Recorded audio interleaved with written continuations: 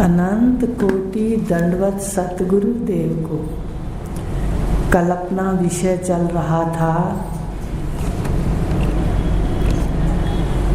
कि जीव 5 अग्नि तप करके ये जो घट है तैयार होता है मटका शरीर, फिर आखिर में ये आकर के माँ के गर्भ से जब जन्म लेता है तो ये कर्म के अनुसार जगत में फंस जाता है। ये कर्मों की कैद है। यहाँ कोई निकलना भी चाहे तो नहीं निकल सकता। तो कहा आगे 443 श्लोक है कि पड़ा 84, जब ये गर्भ में आया तो 84 का चक्कर है इसको। जैसे कर्म करता है उसी के गर्भ में जाता है, सिर्फ मनुष्य के नहीं। जैसे कर्म होते हैं वैसा इसको शरीर मिलता है। और ये 84 का चक्कर लग गया आवागमन, और वासनाओं के कारण, संस्कारों के कारण ये कभी स्वर्ग जाता है, कभी नरक जाता है, कभी जन्म लेता है, कभी मरता है। इसको आवागमन कहते हैं। बार बार जन्मना और बार बार मरना इसको कहते हैं आवागमन। बार बार पृथ्वी पे आना और बार बार यहाँ से जाना इसको आवागमन कहते हैं। पड़ा 84 के चक्कर में लग गया आवागमन, इससे बाहर आने का हल केवल मानव जन्म। और ये सारा काम मनीराम करता है। मनीराम समझते हो? ये मन करता है, सारे संस्कार इकट्ठे कर लेता है और जन्म मरण का कारण बन जाता है। तो सबसे पहले मन को ही सुधारना चाहिए। तो कहा कि 84 का। अब यहाँ 84 शब्द का कल आपको हंसते हुए कहा था कि अगर अपनी साधारण भाषा में कहें तो ये 84 का चक्कर किसके गले में पड़ता है? जो परमात्मा ईश्वर की बनाई हुई सृष्टि में से कुछ लोगों को चुन लेता है और उस पे मोहर लगा देता है, ये मेरे। फिर कुछ जो इतने पृथ्वी तत्व से बने हुए मकान हैं, सामान है, उस पर मोहर लगा देता है, ये मेरे है।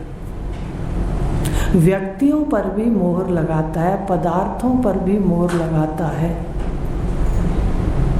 माने ईश्वर की सृष्टि से चुरा लेता है। तो चोर की क्या सजा है? इसलिए चोर, हाँ 80 पंजाबी में अगर कहो तो क्या है, 84 को तोड़े। तो भाई जो सृष्टि में अज्ञान से सबको मेरा मेरा कहता है और इसके लिए गलत कर्म बनाता है ईश्वर का। आते हो तो जगत सजा रहता है, जाते हो तो कोई चीज साथ नहीं जाती। एक छोटा सा कोई तिनका भी साथ नहीं जाता। लेकिन कितने उसके द्वारा पाप कर्म होते हैं। जितना संग्रह ज्यादा होता है उतना ही पाप है। तो ये अज्ञान का कारण है। और अज्ञान से जो है संस्कार हमारे मन में आते हैं और मन काम, क्रोध, मद, मत्सर, ईर्ष्या, द्वेष सब अपने ऊपर ले लेता और वो जन्म मरण का कारण बनता है। 84 का भी चक्कर काटता है। मनुष्य जन्म बहुत मुश्किल से मिलता है। इसको लेकर के ये पशु योनियों में इधर उधर चला जाता है कर्मों के हिसाब से। तो कहा पड़ा 84 के चक्कर में लग गया आवागमन, इससे बाहर आने का हल केवल मानव जन्म। और ये मानव जन्म बड़ा दुर्लभ था। और इतना 5 भूत इसके अंदर प्रकट हैं। देखो तो 5 भूत मुख पर हैं, प्रकट हैं। किसी योनि के अंदर कौन सा यंत्र नहीं है? ये यंत्र है ना अपने पास। जो किसी के पास कोई इंद्री नहीं है, किसी के पास कोई इंद्री नहीं है। सभी 5 इंद्रियों से पूर्ण नहीं है, पर केवल मनुष्य 5 इंद्रियां, ज्ञानेंद्रियां भी 5, कर्म इंद्रियां भी 5, अंतःकरण भी 5। और इतनी प्रखर बुद्धि और इतनी प्रखर वाणी जो किसी के पास नहीं। क्या किया फिर इसको लेकर के? कहते झगड़े ही किए, राग द्वेष ही किया। इसलिए आपको बता दें, सारा रास्ता मन को लेकर जाता है। इसलिए अपनी डायरियों में लिख लो, मन योग दर्शन के अंदर एक बात आती है कि 4 बातें मन को बदल सकती हैं। आपने सुना तो होगा, फिर भी बता देते हैं। 4 बातें मन को बदल सकती हैं। अगर कोई अपने से ज़्यादा तरक्की कर रहा है, यहाँ पर लोग मार खा जाते हैं। तरक्की तो वो भाग्य से कर रहा है, पर वो उसके पीछे पड़ जाते हैं। है ये बात? हम अपना निरीक्षण करें।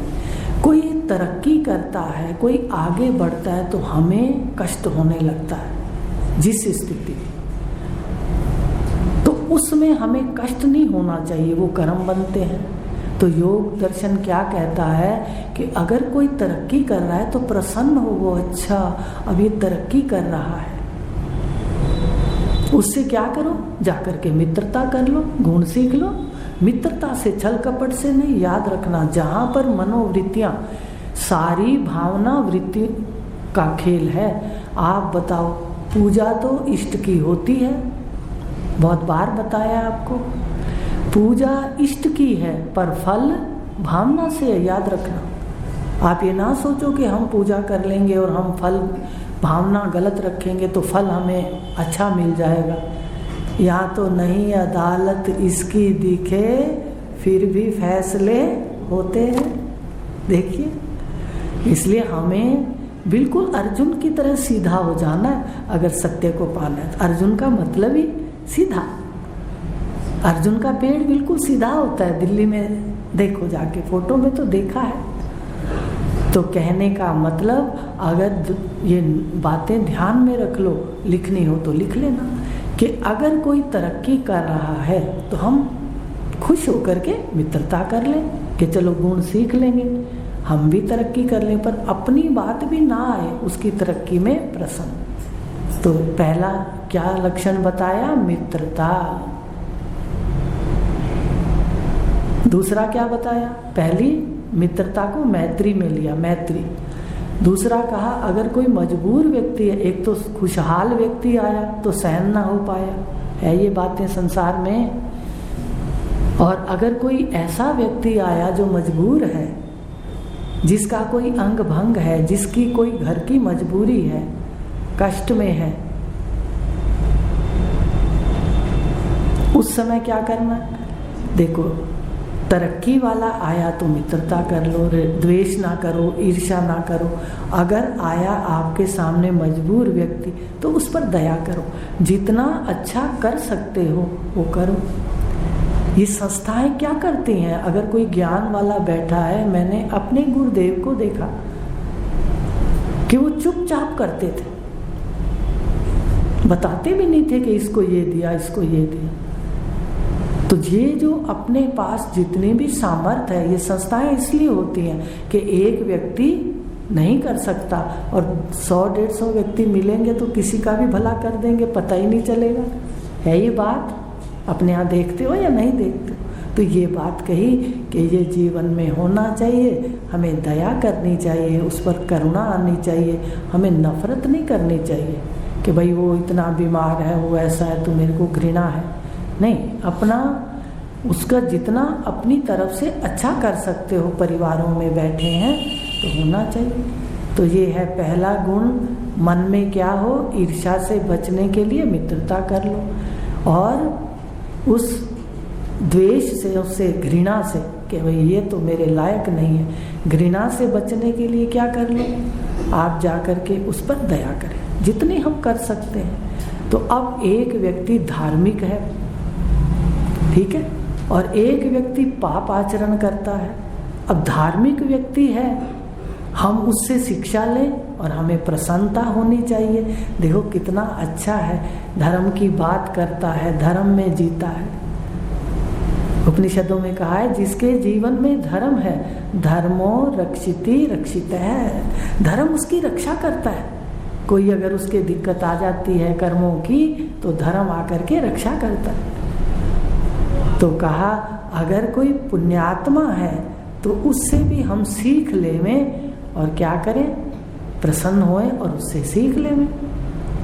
ये ना कि उससे ईर्ष्या, लो मेरे से आगे निकल गया ये, तो आके यहाँ भी आकर के अगर हो जाता है कि वो तो आगे निकल गया मेरे से, तो ये भाव भी ना, उल्टा प्रसन्न हो कि अच्छा वो इतना आगे निकला तो मुझे भी मन को आगे ले जाना है, प्रेरणा करें। तो ये है, पहले मित्रता हो, अगर कोई ऊंचा उठ रहा है, कोई नीचा गिरा हुआ है, उसको जितना उठा सकते हैं उस पर करुणा हो, और जो पुण्य आत्माएं हैं उनसे शिक्षा लें और प्रसन्नता हो उनके प्रति, ठीक है। और जो पापात्माएं हैं उनके सामने क्या हो, उनका संग बिल्कुल ना करें। मन को शोधन की बात बता रहे, 4 बात, उनका संग ना करें, उनकी उपेक्षा करें, बिल्कुल ऐन मन को परे हटा लें, कोई उनकी चर्चा ना करें। ध्यान देना, हमें चर्चा भी नहीं करनी, क्योंकि ज़्यादा चर्चा उनकी करेंगे तो हमारे मन के ऊपर लकीरें पड़ जाएंगी, फिर वो दिखेगा। ये ध्यान देना है, मन बहुत कच्ची भूमि है, इससे मजाक ना करना। तो क्या कहा, 4 बातें, मैत्री, करुणा, मुदिता और उपेक्षा, 4 बातें जीवन में रख ले। पापाचारण वाला, पुण्यात्मा, मजबूर और श्रेष्ठ जो ऊंचा उठ रहा है। तो हमें 4 जब गुण लेंगे तो ये जो मनीराम है, इसके लिए बता रही हूँ, ये मनीराम इधर से ज्ञान मिलता रहेगा, ठीक है। या आप कहो जी सारे ज्ञान नहीं लेते तो भक्ति करते हैं, तो भक्ति भावना, दोनों बातें ले लो। भगवताकार वृत्ति मन बनाएगा। समाज में 4 गुण रखो और वृत्ति, भगवत भक्त हो तो भगवताकार रखो, अपने इष्ट के आकार की। और अगर ज्ञानी हो, ज्ञान सुनते हो, तो ब्रह्म शब्दाकार रखो। तो ये मन सारी आसक्तियां छोड़ देगा, क्योंकि इसको आसक्ति कहाँ हो जाएगी, सत्य से और धर्म से। आप करके तो देखो, अगर हम ऐसे बाहर घूमते रहेंगे, ऐसे जगह जगह सुनते रहेंगे, और मन भगवान बोल रहे हैं कि ज्ञान के समान और कोई ऐसी वस्तु नहीं जो तुम्हारे हृदय को पूर्ण पवित्र कर दे, तो क्या भगवान की वाणी झूठी है? बाकी जगह पवित्र होते हैं, फिर घर आके मलिन हो जाती।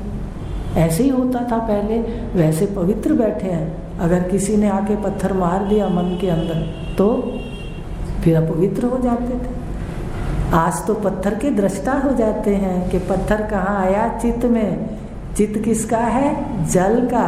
तरंगे उठी, जल में पत्थर आता है तो तरंगे उठती हैं। एक बार तरंगे उठी, मैं दृष्टा हो गया, निकल गए, माया से निकल गए या नहीं। तो इस प्रकार कहा कि ये जो 84 का चक्कर है, इससे बाहर आने का हल है मनुष्य जन्म। और मनुष्य जन्म में सतगुरु देव मिलते हैं तो मन की शोधन करते हैं। मन का शोधन सतगुरु देव करते हैं। अभी आगे का श्लोक है, तो केवल मानव जन्म है। और हमने पहले कहानियां भी सुनी थी कि एक अंधा व्यक्ति था,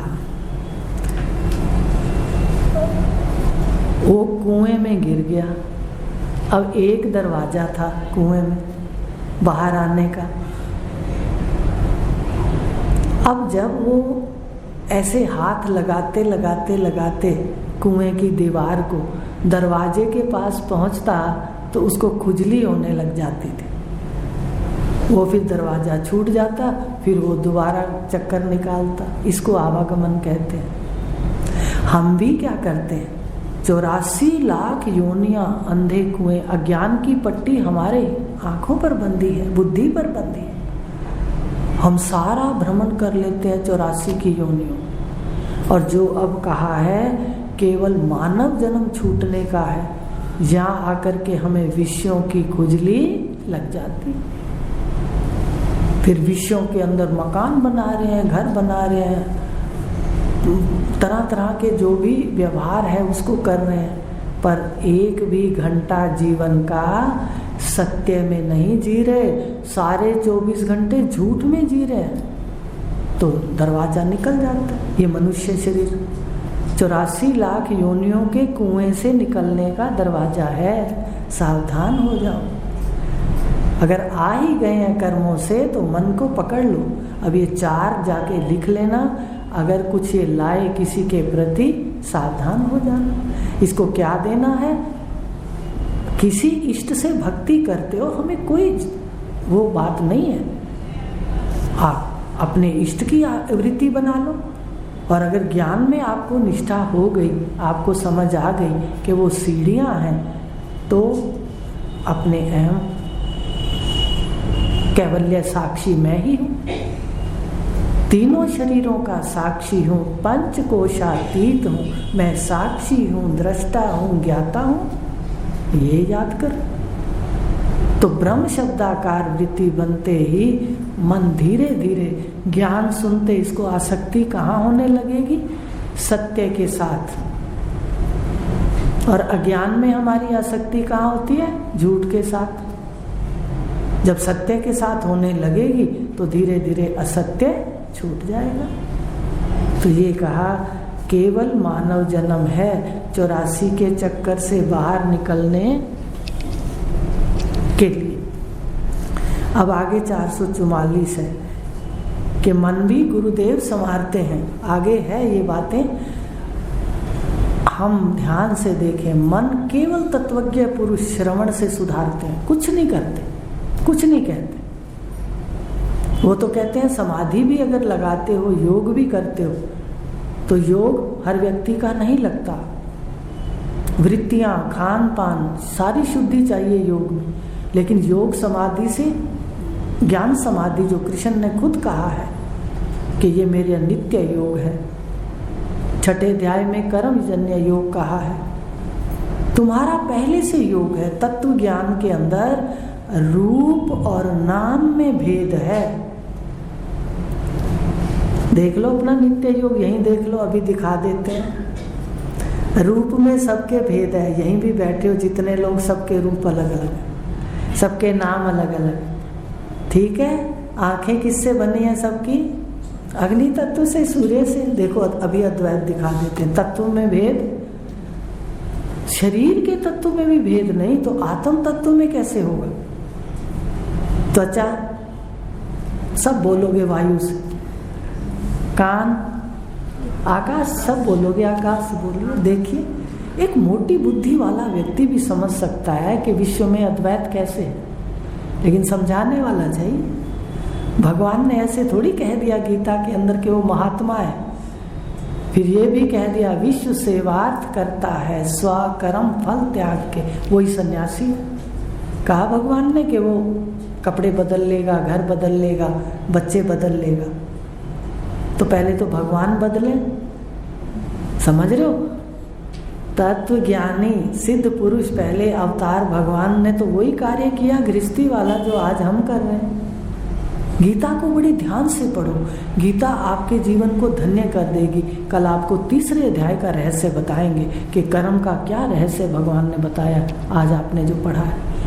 अगर हम इसको जीवन में धारण करते जाएंगे, अपनी किताबों में लिखते जाएंगे, क्योंकि भूल जाते हैं ना थोड़े समय बाद, तो देखना आप कैसे भावों में परिवर्तन हो जाएगा। तो कहा तत्वज्ञानी, अगला श्लोक है, तत्वज्ञानी सतगुरु कृपा से कैसे छूटेगा? मानव जन्म में भी आएगा तो तत्वज्ञ ना मिले तो ये बाहर ही भागता रहेगा मृग की तरह। कस्तूरी का मृग भागता बाहर है और कस्तूरी सुगंध अंदर से आती भागता बाहर है। आनंद हमारे अंदर है, भागते बाहर है। देखिए एक दिन समझ आ जाएगा। तो कहा तत्वज्ञानी सतगुरु कृपा से छूटे माया पाश, 84 का बंधन काटे। 84 का बंधन काट देते हैं। और फिर जो ये दास बना बैठा है सबके सामने, अभी बताया था कि परमात्मा को मिलना है तो परमात्मा होकर मिलिए। उपनिषदों में है कि ब्रह्म होकर ही ब्रह्म का साक्षात होगा। परमात्मा को मिलना है, परमात्मा का स्वरूप होकर के मिलिए। हम तो जब भी परमात्मा से मिलते हैं दास बन के कहते ये दे दे, कटोरा हमारे हाथ में होता है। आ रही है मेरी बात समझ में? तो ये क्या हो गया? अगली लाइन है 84 का तत्वज्ञानी गुरु बंधन काट देते हैं। और ये जो दास बना हुआ है, या यूं कहो कि सारा दिन मांगता ही रहता है, वो आप सोचना मांगता कौन है? मांगता ही रहता है तो वो मालिक के रूप में प्रकट हो जाता है। उपनिषदों के मंत्र है वह स्वराट हो जाता है, माने सम्राट हो जाता है। आप एक दिन दर्शन करोगे अपने अंदर, ये कोई बात सिर्फ कहने की नहीं है। इसलिए आज इतना ही लेंगे, कल बताएंगे कि जागृत में भी बैठा है, स्वप्न में हिरण्य गर्भ से मिला हुआ होता है, पर ब्रह्म ज्ञान में ब्रह्म से मिलता नहीं, साक्षी रूप से देखता है। तो धीरे धीरे एक एक बात समझ आएगी। आज इतना ही लेंगे कि 84 कल देख के आना कि जो हाथ में है 84 का बंधन कटेगा, पर कटवाने के लिए गुरु चाहिए। और जो ये सब जगह मांग रहा है ये स्वयं स्वराट है, अपने स्वरूप को पहचानेगा गुरु की कृपा से, तो ये स्वयं मालिक है। ठीक है, जो दास बना हुआ है वो क्या है? स्वयं ज्ञान से मालिक है। आप में ही ज्ञान शक्ति, क्रिया शक्ति और द्रव्य शक्ति, तीनों शक्तियां हैं। पर आप गुणों की साम्य अवस्था तो लाओ। गुणों की साम्य अवस्था नहीं होती तो कभी पुत्र का ध्यान, कभी किसका, कभी धन का। साम्य अवस्था लाओगे, जो फुरेगा वो आपके घर होगा। आपके अंदर शक्ति है। जो योग लगाते हैं ऋषि हमारे, उनके पास सारी सिद्धियां आती हैं, लेकिन वो आगे सबसे बड़े योगी महर्षि पातंजल, इस विद्या को जानने के लिए दूसरा जन्म लिया उन्होंने। देखिए, ये वो विद्या है जो आपको मिल रही है।